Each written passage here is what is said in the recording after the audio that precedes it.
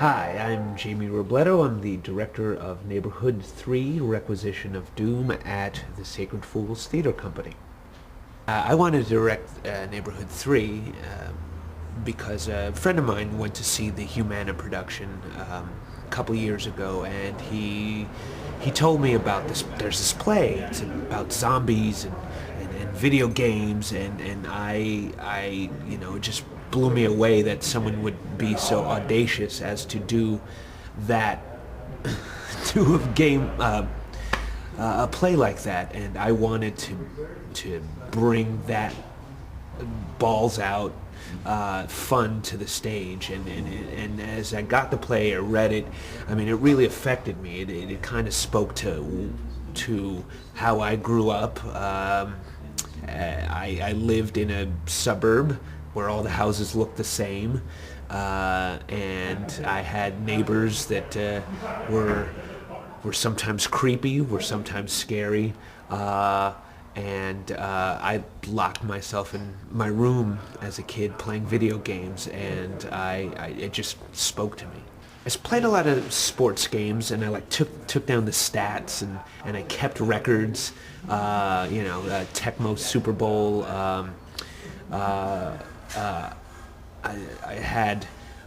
I was kind of spoiled because I had the Sega Genesis, and I had all the Nintendos that you can have. I was big on, I loved all the Mario Brothers. The games I'm playing now, I just bought myself Xbox 360 as research for Neighborhood 3, and I started with the orange box because I wanted to play Portal, and I finished that in 3 days.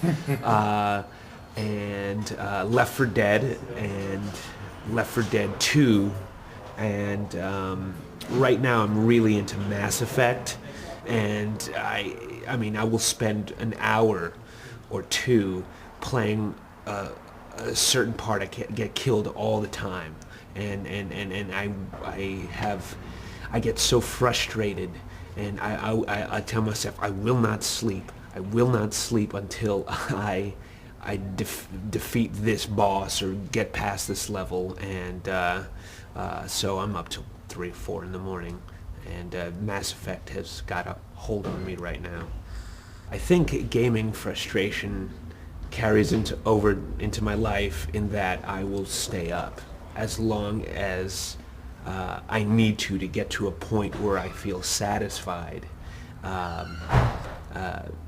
And the game is designed where you can never feel satisfied until you finish it.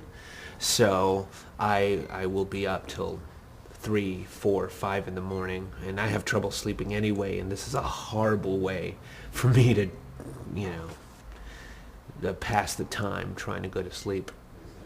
Well, as far as design goes, Jennifer Haley's script is a director's dream, because there are no stage directions, there are no, there's no set description, it's a blank slate, and so I got to have my designers run wild, but I wanted to I take our space into consideration, and I wanted it to have both a video game feel and kind of feel of a suburban neighborhood. So we wound up using the 3 rooftop structures with windows in them, and kind of SimCity-like, and they talk about the characters in the play talk about manifesting fear, and because it's all about kind of suppressing their anxieties, and I thought a really cool way to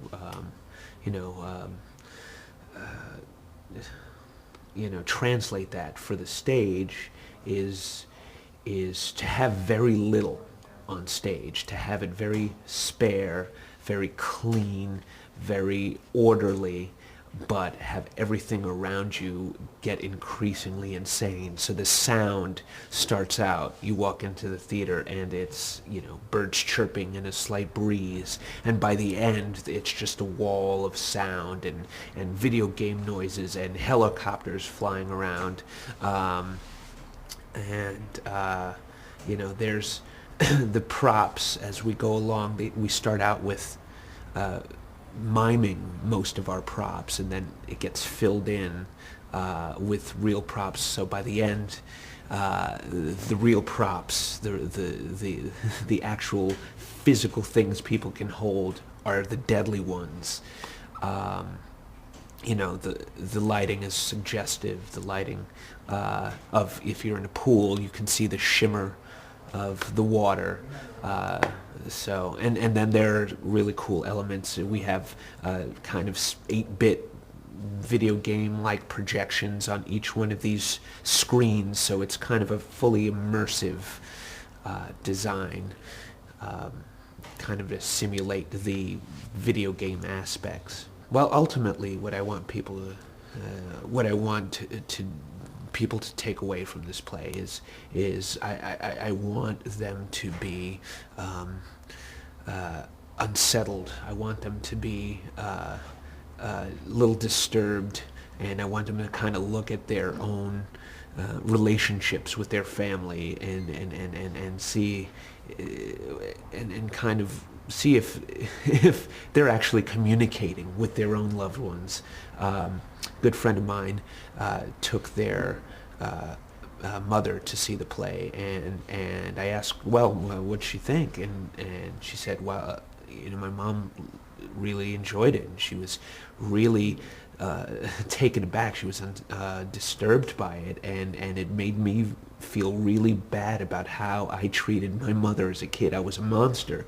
I'm like, yeah, that's kind of the point. And so that's I kind of want to cut right to the bone of how people communicate.